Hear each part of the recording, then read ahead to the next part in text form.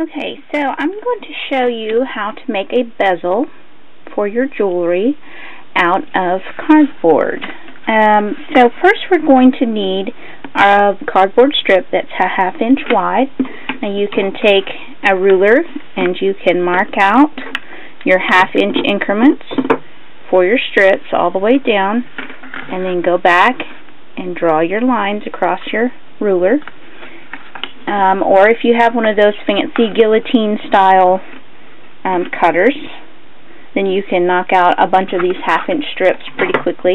You know, this cardboard is just a piece of a candy box. It's pretty thick, thin cardboard. You could use chipboard, backs of notebooks, anything that's, you know, fairly heavy and thin. Okay, so now you just cut out your piece. Cut out your strip.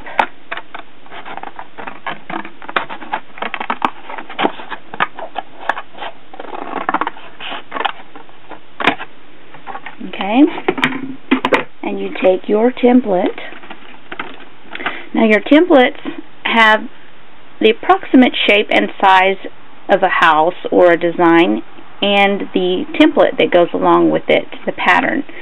So to make this house, you need a strip this long, and then these marks are your fold lines. So what you're going to do is you're going to lay this down on the pattern that you want to do, and you're going to mark it at the end so that you can cut it off to the correct length. Now you set your strip back down on your template, and you can see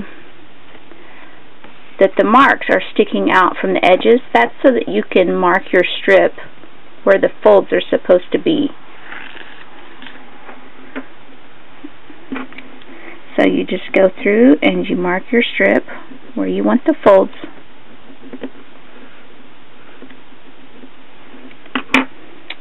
And then your strip is marked and ready. Now you can bend this with your thumbnail, or you can use a straight edge of like a ruler. I like to use a bone folder and score it. It's pretty simple to run it straight across. And then they bend pretty easily. Now the reason we're pre-folding these is that if we don't and we put the copper tape on, then the copper tape has a tendency to split at the edges, and then your solder will not stick. So you really don't want that to happen. So we're pre-folding, and once you've pre-folded and you've got your strip ready, then you fold it back out flat, and it's kind of broken the surface tension. Okay, so the next thing we're going to do is we're going to apply our copper tape. So you need 2 strips of 1/2 inch copper tape per house, because you have to do the back and the front. And you need 2 skinnier strips. I got this was 1/4 inch.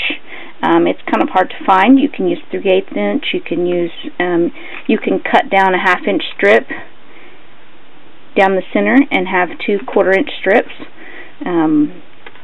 And so what you're going to do is you're first going to do 1 1/2 inch strip. Now don't let go of this other end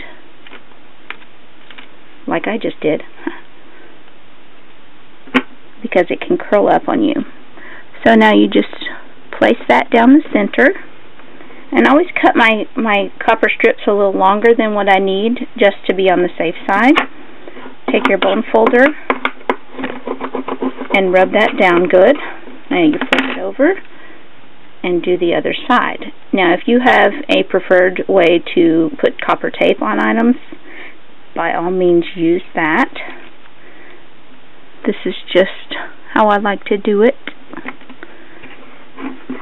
Now I don't use the same technique when I'm putting copper tape on other things, just on these strips. Okay, and we have the front and the back put on, and now we're going to do the edges, because we got to seal those so that the solder will stick to those. So what I'm going to do on the edges is place it halfway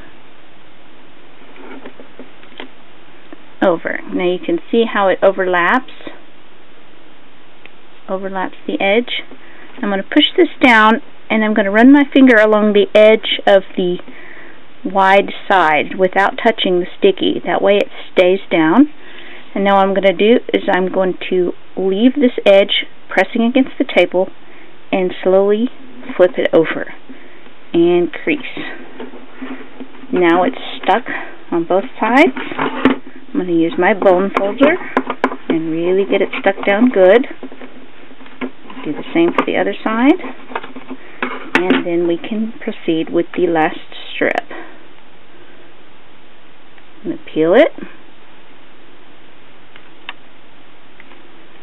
Place it so that it hangs over by about half.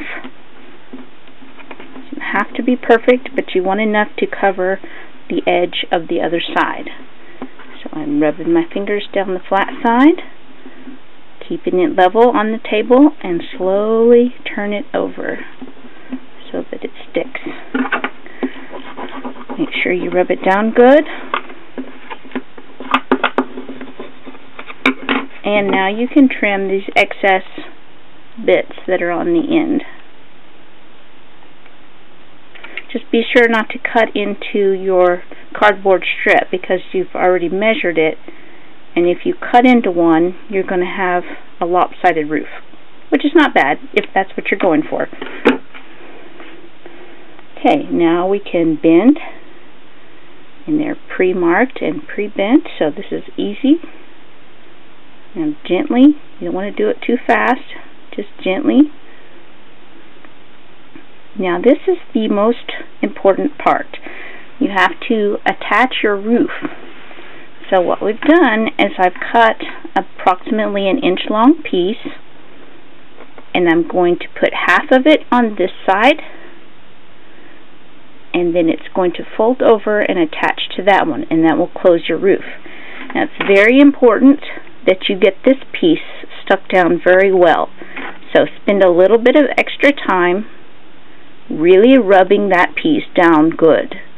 Because if that piece comes off while you're in the middle of soldering, it's never going to go back on because you're going to have your flux on. And no amount of cleaning is going to make a new piece stick.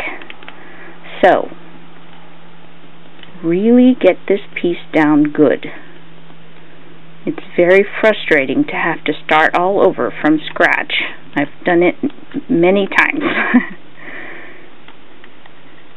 Really rub it down. Get that roof piece stuck good so you don't have the frustration of starting over. These are pretty easy, so, you know, it's not that big of a deal to have to start over, but, you know, you don't want to have to if you don't have to. So, now we are at our pre-soldered, copper-taped bezel state. And we are ready to put flux and solder on our houses.